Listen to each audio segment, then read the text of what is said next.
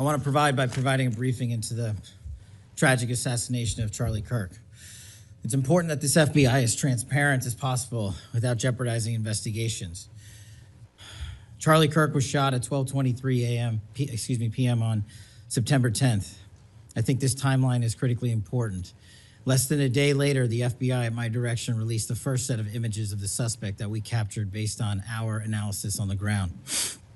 Later that evening, while conducting extensive interviews and cell phone analysis, and also flying out evidence response teams and hostage rescue teams and evidence tacticians who were collecting evidence in live time and flying them back to Washington, D.C. in our laboratories for immediate analyses, we were able to extract video from the campus feed.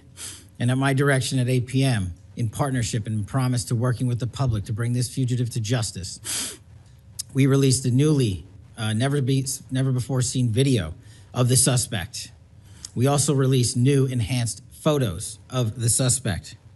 A few hours later, that suspect was in custody, pursuant to the interrogation of the suspect's own father, who stated, "When I saw that video that you released, I recognized it was my son, and I confronted him, and he was handed over to lawful law enforcement authorities." That is the FBI working with the public, as I promised, being transparent and providing critical information along the way in the manhunt for the suspect and suspects involved in Charlie's assassination.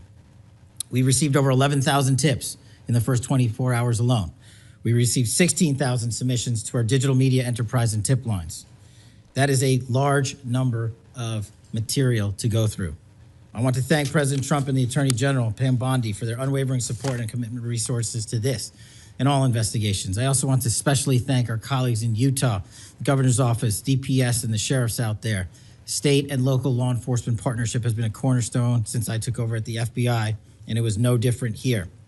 And our teams in Salt Lake City, our SACs out there across the country, our lab technicians in Quantico who raced to complete the evidence analysis so the public could have the answers they need.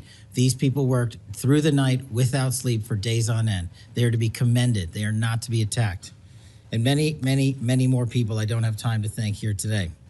But I do want to thank the American people especially. The mission of the FBI is for them and with them and by, with, and through them. And is that mission and that ethos that I brought to this investigation and so many others, and that's why that suspect is in custody. We cannot do our job without the American public and credible reporting in the media, and that's why Tyler Robinson is in custody today, about to face charges.